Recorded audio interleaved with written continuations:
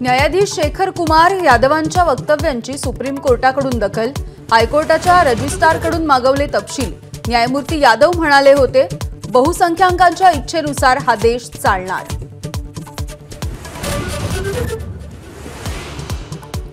शंभर शकुनी मेल्यावरती पवार जन्माला आले। गोपीचंद पडळकरांची मार्कडवाडीमध्ये टीका, तर सदाभाऊ म्हणतात, पवारांचा पक्ष नव्हे गुंडांची टोळी।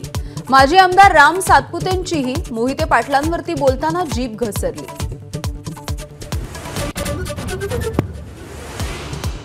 मुंबईत कुर्ल्यामधल्या बस दुर्घटनेमधल्या मृतांची संख्या 7 वर। ड्रायव्हर संजय मोरेला पोलिसांकडून अटक। बेस्टच्या कारभारावरती नेत्यांकडून टीकेची झोड।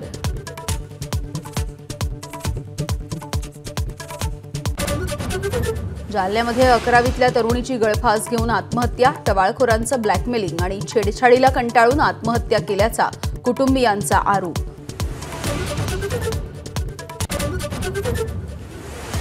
कल्याणच्या दुर्गाडी किल्ल्यावरचा मुस्लिम पक्षाचा दावा कोर्टानं फेटाळला। 48 वर्षांपासून सुरू असलेला वाद निकाली। हिंदू संघटनांकडून कोर्टाचं स्वागत। बीड जिल्ह्यामध्ये सरपंचाच्या हत्येप्रकरणी 6 पैकी 2 जणांना अटक। आणखी 4 आरोपींच्या शोधासाठी पोलिसांची 6 पथकं स्थापन।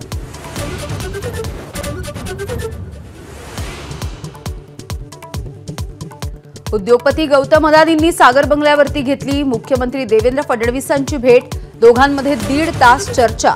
मुख्यमंत्री झाल्याबद्दल फडणवीसांच्या अभिनंदनासाठी भेट घेतल्याची माहिती।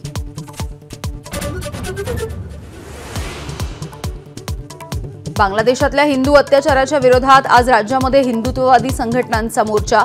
संभाजीनगरमध्ये रामगिरी महाराज उपस्थित। नाशिक रत्नागिरीसह राज्यामध्ये अनेक ठिकाणी उत्स्फूर्त मोर्चे।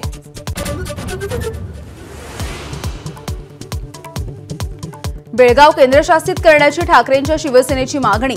महाराष्ट्र कर्नाटक सीमा प्रश्न सोडवण्यासाठी खासदार प्रियंका चतुर्वेदी यांचं अमित शहांना पत्र।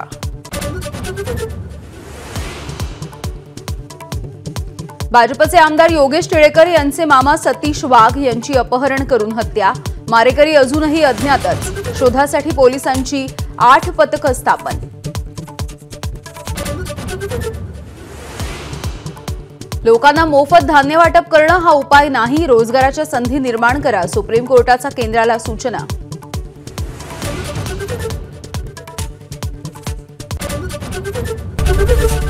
एबीपी माझा, उघडा डोळे बघा नीट।